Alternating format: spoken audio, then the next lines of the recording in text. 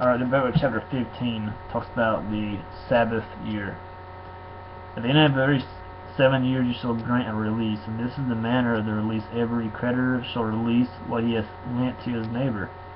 He shall not exact it for his neighbor, for his brother, because the Lord's release has been proclaimed. For a foreigner you may exact it, but whatever of yours is with your brother, your hand shall release. But there will be no poor among you, for the Lord will bless you in the land the Lord your God is giving you for an inheritance to possess, if only you will strictly obey the voice of the Lord your God, being careful to do all this commandment that I command you today. For the Lord your God will bless you, as he promised you, and you shall lend to many nations, but you shall not borrow, and you shall rule over many nations, but they shall not rule over you. If among you one of your brothers should become poor in any of your towns within your land the Lord your God is giving you, you shall not harden your heart or shut your hand against your poor brother, but you shall open your hand to him and lend him sufficient for his need, whatever it may be.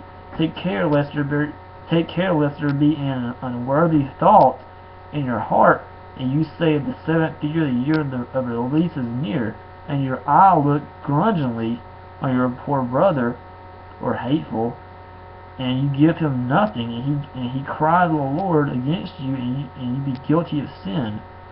Because he's saying, if someone, is on the street or whatever, and they're pleading for food, or if they're pleading for food, or if they're pleading, for whatever they need, and basically if you call yourself a Christian and you go just walk right by them and not do nothing, I'm sorry, but you're not saved. I mean, how can you be of God and yet you walk by someone who's in need? You walk right by them and pay them no attention. Will Christ do that? No. Christ would sit right there with them, and first of all, he would share the gospel with them, and he would feed them. He would do whatever he could, so that they will be okay.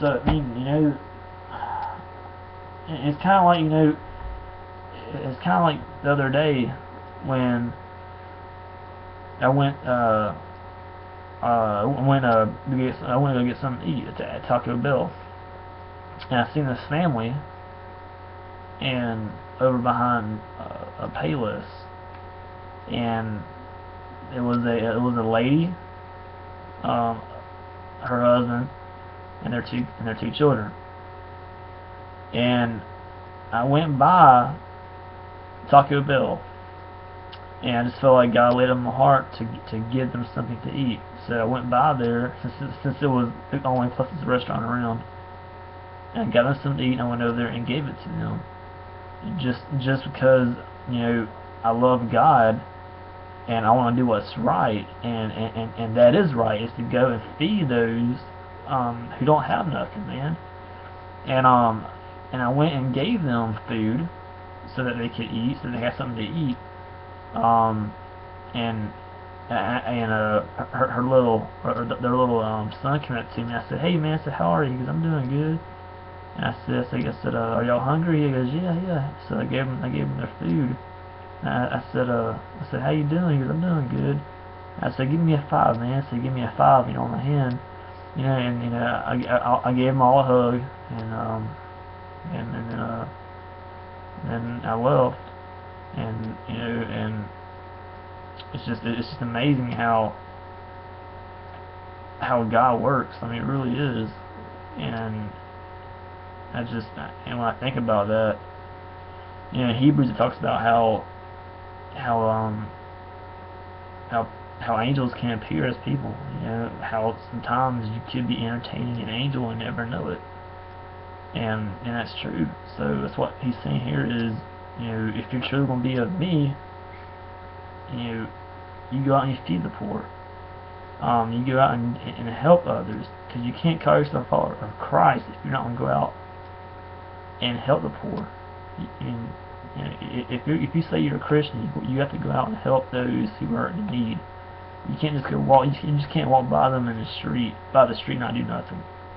I don't believe you're saved at all if that's you, man. I mean, if you just walk by somebody and not help them, you're not saved because the love of God is not in you. That's the main thing. Because to love God is to love others, especially those who are in need, and to share the gospel. You know, and I mean, that's the biggest thing, is sharing the gospel, no doubt. But anyway, getting back to this, let's see where I left off at.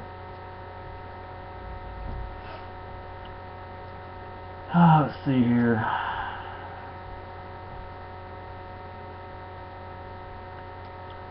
It says, take care lest there be an unworthy thought in your heart, and you say the seventh year that the year releases near, and your eye looks grudgingly, like I just read, on your poor brother, and you give him nothing, and cry out the Lord against you, and you be guilty of sin.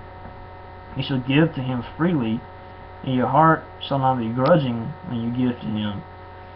I mean, you don't do that out of hate. You do that out of love. You give people out of love, because for this, the Lord your God will bless you in all your work and all that you undertake. For there will never cease to be poor in the land. Therefore I command you, you shall open wide your hand to your brother, to the needy, to the poor in your land. If your brother, a Hebrew man or a Hebrew woman, is sold to you, he shall serve you 6 years. In the 7th year you shall let him go free from you. And when you let him go free from you, you shall not let him go empty-handed. You shall furnish him liberally out of your flock, out of your threshing floor, out of your winepress. As the Lord your God has blessed you, you shall give to him. You shall remember that you were a slave in the land of Egypt, and the Lord your God redeemed you. Therefore I command you this day. But if he says to you, I will not go out from you, because he loves you and your household, since he is well off with you, then you shall take an awl and put it through his ear into the door, and he shall be your slave forever. And to your female slave you shall do the same. I'll read this again. It says, but if he says to you, I will not go out from you, because he loves you and your household, since he is well off with you, then you should take an awl and put it through his ear, all right, into the door, and he shall be your slave forever, and to your female slave you shall do the same. He shall not seem hard to you when you let him go free from you, for at half the cost of a hired servant he has served you 6 years. So the Lord your God will bless you in all that you do. All the firstborn males that are born of your herd and flock you shall dedicate to the Lord your God. You shall do no work with the firstborn of your herd, or shear the firstborn of your flock. You shall eat it, you and your household, for the Lord your God, year by year, at the place the Lord will choose. But if he has any blemish of it, is lame or blind, or has any serious blemish whatever, you shall not sacrifice it to the Lord your God. You shall eat it within your towns, the unclean and the clean, alike many significance of the unclean and the clean alike may eat it as though it were a gazelle or a deer, only you shall not eat his blood, you shall pour it out on the ground like water.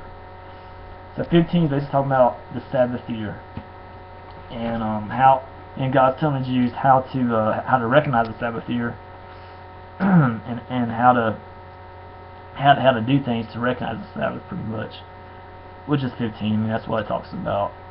And yes, it also talks about to give to the needy, to give to the poor, and just because you never know, man. I mean, you could be entertaining angels, as it says in Hebrews. I mean, you never know, and I can't see how you can call yourself a Christian, but yet walk by someone who's poor, especially a family who has kids, and walk by them and not do nothing. I mean, that's just hatred. That's hateful. I don't believe you're saved, because to have the love of God in you is also to have love, of people, and to love people, tell them about Jesus.